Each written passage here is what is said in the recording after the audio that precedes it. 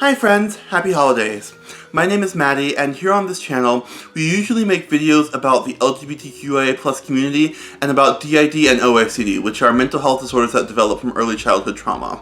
But I'm also a divinity school student, meaning that I'm learning about religion and ministry and theology and ethics at the graduate level.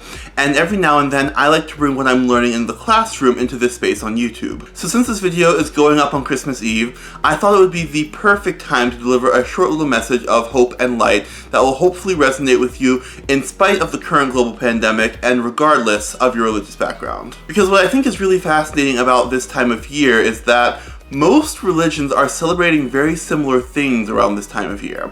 The coming of the light and the banishing of the darkness. Here in the United States, where we live, the most prevalent winter holiday is, of course, Christmas, where Christians around the world remember the story of the birth of this enigmatic figure called Jesus Christ of Nazareth. For those of you who don't know, Jesus was born into a rather dark period in the history of his people, a period known as the Roman occupation of Palestine.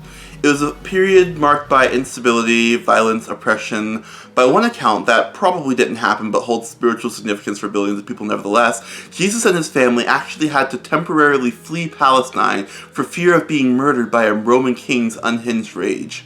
In short, it was a time of darkness, and as many of us also wrestle with instability, violence, or oppression in our own lives, I think that many of us can relate to that feeling of being in a dark place. But Christians celebrate the coming of the light in the form of Jesus around this time of year, and while it is a fairly well-known fact that Jesus was actually an Aries and not a Capricorn, the fact remains that this is the time of year when we celebrate the banishing of the darkness and the returning of the light. Why is that? Personally, as a pagan, I think it can be traced to the movement of the Earth around the sun. On December 21st, 2021, the day when I wrote the majority of the script for this video, we experienced the longest night of the year here in the Northern Hemisphere. In literal terms, not just spiritual terms, the winter solstice is the height of darkness, the point in the procession of the year where the darkness cannot grow any stronger. And to be clear, there's something sacred about the darkness as well. We have a tendency to think of darkness as evil and scary, but the darkness can be welcoming and consoling, just like the light can be harsh and abrasive. In fact, it's somewhat alarming that we still associate darkness with evil, because that has very real implications for people of color, especially those of us with darker complexions. And as darkness fills the Northern Hemisphere, I think now is a perfect time to reflect on our relationship with the darkness and make peace with the fact that, to subvert Ye's famous lyric, it cannot always be light. Still, many of us prefer the light to the darkness, both in literal and spiritual terms. The fear of the dark and of the night are real things. The fear of the unknown, obscured by darkness, is a very real thing. Seasonal affective disorder is a very real thing. And so we celebrate the return of the light. The winter solstice, also known as Yule, is the shortest day and the longest night, which means that after that day, the days will only get longer and the nights will only get shorter until we arrive at Litha, the summer solstice, the longest day and the shortest night.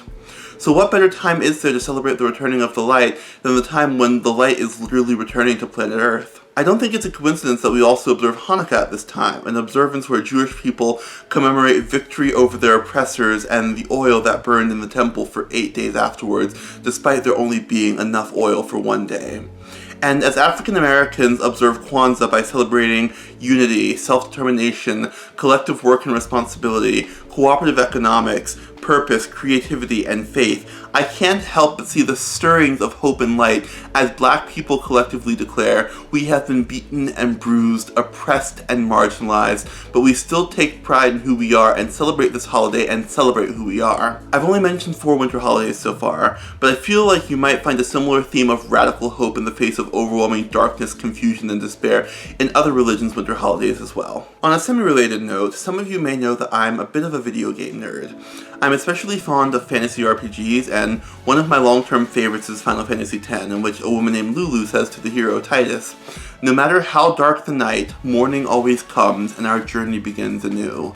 And you know, the writers of this game may not have had Yule in mind, but if this isn't a Yuletide message or a general winter holiday message, I don't know what is. I don't think I need to remind most of y'all that we're in the midst of a global pandemic. I don't think any of us have gone completely unaffected, and some of us have been impacted in absolutely tragic ways. It's definitely the single most life-altering mass tragedy I've ever experienced in my life, at least that I can remember. And while I'm keeping my fingers crossed that next year will be the end of it, I'm not sure about that. I'm not sure about anything anymore. But what I will say is that it's going to end eventually. The darkness will end eventually. We'll mask up, we'll get vaccinated to protect ourselves and our loved ones, and we'll get through it. The day will come when we live in a post-COVID world, and our journey will begin anew. Hopefully with more knowledge, more compassion, and more of a willingness to cooperate with one another. Call me an optimist, a starry-eyed idealist if you will, but I'll always believe in the possibility of light after the deepest darkness. So no matter what darkness you happen to find yourself in right now, let this be my solemn prayer for you that the sun will rise, the light will return, and you will find warmth and embrace on the other side of this seemingly endless night. So yeah, this is probably the shortest Christmas Eve sermon you'll ever hear, if it can even be called a sermon, but I hope you take something from it. If you did, feel free to like, comment, and subscribe for more content just like this. We upload every Friday when classes aren't going on, and every other Friday when they are. Also, if you want to support the work we do on the channel, please feel free to support us on Patreon. The link is in the description below. But most importantly, remember that you're wonderful, and that the world is a better place because you're in it. And as always, thank you so much for watching, and I'll see you in the next video. Bye!